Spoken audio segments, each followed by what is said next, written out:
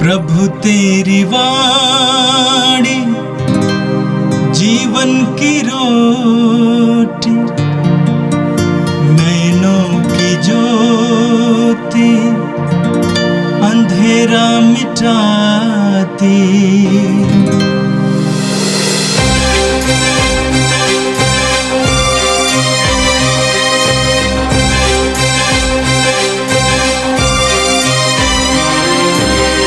प्रभु तेरी वाणी जीवन की रोटी, नैनों की ज्योति अंधेरा मिटाती।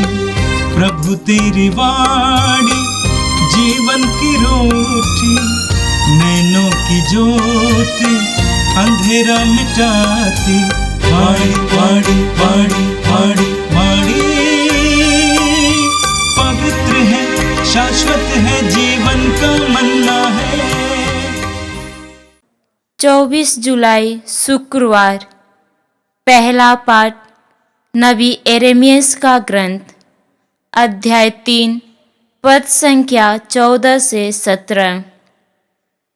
प्रभु यह कहता है, हे विद्रोही पुत्रों, मेरे पास लौट आओ, मैं ही तुम्हारा स्वामी हूँ।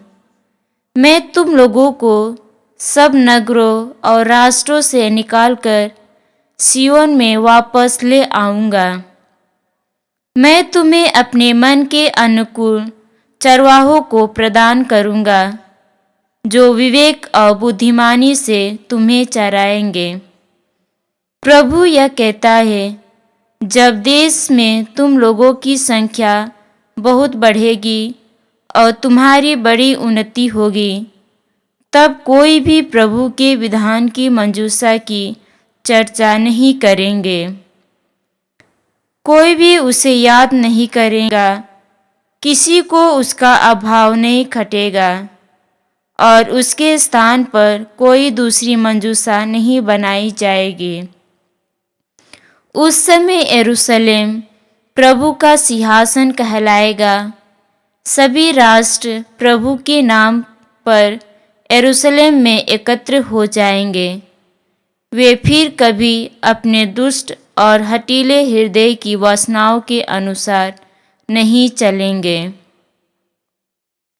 यह प्रभु की वाणी है। संत मत्ती के अनुसार पवित्र सुसमाचार अध्याय 13 वाक्य 18 से 23 तक। ईसा ने कहा, अब तुम लोग बोने वाले का दृष्टांत सुनो। यदि कोई राज्य का वचन सुनता है लेकिन समझता नहीं, तब उसके मन में जो बोया गया है उसे शैतान आकर ले जाता है। ये वो है जो रास्ते के किनारे बोया गया है। जो पथरीली भूमि में बोया गया है, ये वो है जो वचन सुनते ही प्रसन्नता से ग्रहण करता है, परंतु उसमें जड़ नहीं है और वो थोड़े ही दिन दृढ़ रहता है। वचन के कारण संकट या अत्याचार आ पड़ने पर वह तुरंत विचलित हो जाता है। जो कांटों में बोया गया है, ये वो है जो वचन सुनता है, परंतु संसार की चिंता और धन का मोह वचन को दबा देता है और वो फल नहीं लाता है। जो अच्छी भूमि में बोया गया है, ये वो है जो वचन सुनता और समझता है और फल लाता है, कोई 100 गुना, कोई 60 गुना और कोई 30 गुना। यह प्रभु का दिव्य सुसमाचार है। ख्रिस्त प्रभु की जय। मेरे प्रिय भाई और बहनों, आज का पहला पाठ नबी यिर्मयाह के ग्रंथ के अध्याय 3 से लिया गया था। बार बार आपको इस्राएली जनता के बारे में बताया जाता है। इस्राएली जनता ईश्वर की चुनी हुई प्रजा कनान देश पहुंचने के बाद एक महान राष्ट्र के रूप में उभर आई, लेकिन राजा और प्रजा दोनों प्रभु के मार्ग से भटक गए। वे छितरा गए। वे दूसरे राष्ट्रों और राजाओं के द्वारा गुलाम बनाए गए। ऐसी अवस्था में यिर्मयाह एक भविष्यवाणी करता है। भविष्यवाणी क्या है? प्रभु कहते हैं, मैं ही तुम्हारा स्वामी हूं, मैं तुम लोगों को सब नगरों और राष्ट्रों से निकालकर सियोन में वापस ले आऊंगा। मैं तुम्हें अपने मन के अनुकूल चरवाहों को प्रदान करूंगा, जो विवेक और बुद्धिमानी से तुम्हें चराएंगे। यिर्मयाह नबी के द्वारा ईश्वर भविष्यवाणी करता है कि मैं तुम लोगों को इकट्ठा करूंगा और तुम्हें चराने के लिए अच्छे गड़ेरिए दूंगा। लेकिन उसके लिए आवश्यक बात क्या है? प्रभु कहते हैं, विद्रोही पुत्रों, मेरे पास लौट आओ, मेरे पास लौट आओ। प्रभु ईश्वर प्रतिज्ञा करता है कि मैं तुमको संवारूंगा, मैं तुमको इकट्ठा करूंगा। और बहुत सारी बातें आज के पाठ में बताई गई हैं, लेकिन उन सारी बातों के लिए प्रभु कहते हैं, तुम मेरे पास लौट कर आओ। लौट कर आना जरूरी है। लूकस के समाचार के अध्याय 15 में हम पढ़ते हैं, उस उड़ाऊ पुत्र के दृष्टांत में पुत्र अपने पिता की संपत्ति का अपना हिस्सा लेकर परदेश चला गया था। लेकिन वो जब लौट कर आता है, पिता उसकी ओर दौड़ पड़ता है, उसको गले से लगाता है, उसको वो सब वापस दिलाता है जो उसने गंवाया था। उसके लिए उसको वापस लौट आना था। आप पढ़ेंगे बारूक के ग्रंथ के अध्याय 4 में, बारूक का ग्रंथ अध्याय 4 उसके वाक्य 28 और 29 में लिखा हुआ है, तुमने पहले ईश्वर से दूर हो जाने की बात सोची थी, तुमने पहले ईश्वर से दूर हो जाने की बात सोची थी, अब 10 गुने उत्साह से उसके पास लौटने की चेष्टा करो, क्योंकि जिसने तुम पर इन विपत्तियों को आने दिया, वही तुम्हारा उद्धार कर तुम्हें अनंत आनंद प्रदान करेगा। तो प्रभु चाहते हैं कि तुम लौट आओ। हम पढ़ेंगे योएल के ग्रंथ के अध्याय 2 उसके वाक्य 12 में प्रभु कहते हैं, पूरे हृदय से मेरे पास लौट आओ, पूरे हृदय से मेरे पास लौट आओ। मैं तुमको संभालूंगा, संवारूंगा, मैं तुमको महिमान्वित करूंगा, लेकिन पूरे हृदय से लौट आओ। पूरी बाइबल में बार बार हमें नबियों के द्वारा यही शब्द सुनने को मिलता है, ईश्वर के पास लौट आओ। ये सच्चाई है। बाइबल में हमें इस बात का ज्ञान मिलता है कि हमारा ईश्वर करुणामय ईश्वर है, दयालु ईश्वर है। लेकिन उस दया और करुणा का अनुभव करने के लिए मनुष्य को वापस लौट आना जरूरी है। ऐसा क्यों? क्योंकि ईश्वर हमारी आजादी, हमारी स्वतंत्रता का सम्मान करता है। ईश्वर ने हम मनुष्यों को स्वतंत्र बनाया है। हम चुन सकते हैं, हम हाँ भी कह सकते हैं, ना भी कह सकते हैं। ईश्वर ने हमें स्वतंत्र बनाया है। जब तक हम ईश्वर की ओर लौटेंगे नहीं, हम ईश्वर के उन कृपाओं के सहभागी नहीं होंगे। लूकस के समाचार के अध्याय 15 में प्रभु यीशु 3 सुंदर दृष्टांत बताते हैं ईश्वर की करुणा के बारे में समझाने के लिए। पहला दृष्टांत है खोई हुई भेड़ का दृष्टांत। उसमें हम देखते हैं कि गडेरिया उस खोई हुई भेड़ की खोज में निकल पड़ता है, उसे प्राप्त करता है, आनंद के साथ वापस लाता है। दूसरा दृष्टांत है खोए हुए सिक्के का दृष्टांत। एक नारी जिसने उसे खोया था ढूंढती है, पाती है, आनंद मनाती है। तीसरा दृष्टांत है खोए हुए पुत्र का दृष्टांत, उड़ाऊ पुत्र का दृष्टांत। उसका पिता उसकी खोज में निकल नहीं पड़ता है, उसको लौट आना पड़ता है, क्योंकि ईश्वर ने उसको स्वतंत्रता दी है। लूकस के समाचार के अध्याय 13 में उसके वाक्य 3 और 5 दोनों जगह हम पढ़ते हैं। प्रभु यीशु कहते हैं, यदि तुम पश्चाताप नहीं करोगे तुम सब के सब नष्ट हो जाओगे। पश्चाताप करना यानी ईश्वर के पास लौट आना हर मनुष्य की जिम्मेदारी है। जब हम लौट आएंगे तभी हमारा ईश्वर अपनी करुणा से हमें भर सकता है। आज टूटे बिखरे, उदास, निराश, ईश्वर से दूर मनुष्य के लिए भी ईश्वर की ओर से यही संदेश है। क्या संदेश है? मैं तुमको फिर जोड़ दूंगा, मैं तुमको फिर संवार लूंगा, लेकिन तुम मेरे पास लौट आओ। मेरे प्रिय विश्वासी भाई और बहनों, मसीह भाई और बहनों, ईश्वर के पास लौट आने में ही हमारा कल्याण है।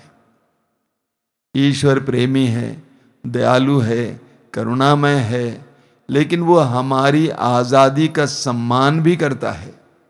जिस समय हम उस ईश्वर की ओर लौट आएंगे, जिस तरह उड़ाऊ पुत्र के पिता ने पुत्र को दूर से देखा और उसकी ओर दौड़ पड़ा और गले से लगाया, उसी तरह ईश्वर हमारे साथ भी बर्ताव करेगा।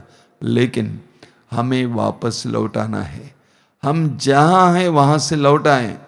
बुरी आदतों में होंगे, गंदी आदतों में होंगे, पाप में होंगे, पाप में रिश्तों में होंगे। जब हम प्रभु के पास लौट आएंगे तो प्रभु हमें अपने आशीर्वाद से भर देंगे। और आज का सुसमाचार संत मत्ती के सुसमाचार के अध्याय 13 से लिया गया था। प्रभु यीशु आम लोगों को संबोधित कर रहे थे, साधारण लोगों से बात कर रहे थे, उनको शिक्षा दे रहे थे। और प्रभु यीशु ने दृष्टांतों का प्रयोग किया। छोटे छोटे दृष्टांतों का उदाहरण लिया। नमक का उदाहरण, दीपक का उदाहरण, छोटे छोटे राई के दाने का उदाहरण। और प्रभु यीशु ने एक बहुत सुंदर दृष्टांत सुनाया। प्रभु ईश्वर के वचन की महिमा, प्रभु ईश्वर के वचन का महत्व और वो किस प्रकार हमारे जीवन में कार्य करता है, उसको बताने के लिए प्रभु ने एक बहुत सुंदर दृष्टांत सुनाया। बीज बोने वाले का दृष्टांत। दृष्टांत में हम पढ़ते हैं, बीज बोने वाला बीज बोने निकलता है। कुछ बीज सड़क के किनारे गिरते हैं, चिड़िया उनको चुग लेते हैं। कुछ बीज पथरीली जमीन में गिरते हैं, उगते जरूर हैं लेकिन सूख जाते हैं। कुछ बीज कांटीली जमीन में गिरते हैं, पौधे जरूर बनते हैं लेकिन फसल नहीं लाता है क्योंकि कांटे उसको झड़प लेते हैं। और कुछ बीज अच्छी जमीन पर गिरे और अच्छी फसल लाए। हमारे बनारस और आसपास के प्रांतों की तरह इतनी साफ जमीन नहीं थी उस जमाने में प्रभु यीशु के स्थान पर। पथरीली, कांटीली ऐसी जमीन थी। बोने वाला बीज बोता है और जहां जहां गिरता है उसके अनुसार फल लाता है। इसके द्वारा प्रभु यीशु हमें ईश्वर की उदारता के बारे में बताते हैं। ईश्वर कितना उदार है। बीज बोता है, भले बुरे हर जगह बोता है, जमीन के अनुसार फसल होती है। अच्छी जमीन पर अच्छी फसल। प्रभु यीशु इस दृष्टांत को अपने शिष्यों को समझाते हैं और प्रभु समझाते हैं इस दृष्टांत का अर्थ क्या है। प्रभु कहते हैं, सबसे पहले प्रभु कहते हैं, यदि कोई राज्य का वचन सुनता है लेकिन समझता नहीं, तब उसके मन में जो बोया गया है उसे शैतान आकर ले जाता है। ये वो है जो रास्ते के किनारे बोया गया है। बोया नहीं गया बल्कि गिरा है। ये वे मनुष्य हैं जो वचन तो सुनते हैं लेकिन उनका मन और हृदय सड़क की तरह है। कोई भी आए जाए, कुछ भी हो, इस प्रकार के लोग वचन को समझ नहीं पाते हैं। वचन उनके अंदर जड़ पकड़ नहीं पाता है। सबको सुनते हैं, सब कुछ सुनते हैं, उसमें वचन भी है। ऐसे लोगों के जीवन में वचन की फसल नहीं देखने को मिलती है। दूसरे हैं, प्रभु समझाते हैं, दूसरे प्रकार की जमीन जो पथरीली भूमि में बोया गया है ये वो है जो वचन सुनते ही प्रसन्नता से ग्रहण तो करता है, परंतु उसमें जड़ नहीं है और वो थोड़े ही दिन में दृढ़ रहता है। वचन के कारण संकट या अत्याचार आ पड़ने पर वह तुरंत विचलित हो जाता है। जो लोग वचन सुनते हैं बड़ी खुशी के साथ, प्रसन्नता के साथ सुनते हैं, लेकिन जड़ नहीं पकड़ पाते हैं। क्यों? क्योंकि नीचे पत्थर है, विभिन्न प्रकार के पत्थर, क्रोध का पत्थर, कठोरता का पत्थर, वासना का पत्थर, अलग अलग प्रकार का पत्थर। ऐसे लोगों में वचन फल नहीं ला पाता है, क्योंकि उनके जीवन में छोटी मोटी समस्याएं आ जाती हैं, तो जो वचन बोया गया है वह सूख जाता है, उनमें फसल नहीं ला पाता है। तीसरा है जो कांटों में बोया गया है, ये वो है जो वचन सुनता है, परंतु संसार की चिंता और धन का मोह वचन को दबा देता है और वो फसल नहीं लाता है। वचन सुनने वाले कुछ लोग ऐसे होते हैं जो बड़े उत्साह के साथ वचन सुनते जरूर हैं, लेकिन फसल नहीं ला पाते हैं। क्यों? उनका मन यहां वहां लगा हुआ है, उनके मन में लालच है, धन का लालच, अलग अलग प्रकार की चिंता, सांसारिकता, संसार की चीजों की चिंता और जो उत्कंठा रखते हैं, ये सारी बातें उस पौधे को पूरी तरह से जकड़ लेती हैं और इसीलिए वो फल नहीं ला पाता है। चौथे प्रकार की भूमि जिसके बारे में बताया गया है, प्रभु कहते हैं जो अच्छी भूमि में बोया गया है ये वो है जो वचन सुनता और समझता है और फसल लाता है, कोई 100 गुना, कोई 60 गुना, कोई 30 गुना। अच्छी जमीन वे लोग हैं जो वचन सुनते हैं। लूकास के समाचार के अध्याय 8 वाक्य 15 में प्रभु कहते हैं जो सच्चे और निष्कपट हृदय से वचन को सुनते हैं। कई लोग वचन सुनते हैं लेकिन अपने फायदे की बातों को उठाते हैं, उनके लिए जो फायदेमंद है उन बातों को उठाते हैं, दूसरों से बात करने के लिए, दूसरों को समझाने के लिए, लेकिन प्रभु के सारे वचनों को अपनाते नहीं हैं, ग्रहण नहीं करते हैं। जब तक मिट्टी बीज को ग्रहण नहीं करती है तब तक भी बीज सड़ नहीं पाता है, उसके अंदर जड़ जमा नहीं पाता है। लेकिन जिनका हृदय स्वच्छ है, निष्कपट है, वे बीज को ग्रहण करते हैं, बीज उनके अंदर कार्य करने लगता है। इतना ही नहीं, लूकास अध्याय 8 वाक्य 15 में लिखा हुआ है जो उसको सुरक्षित रखता है, जो जमीन स्वीकार करता है, जो पवित्र वचन को सुनते हैं और उनको ग्रहण करते हैं, उनको अमल करते हैं, उनके जीवन में अच्छी फसल देखने को मिलती है।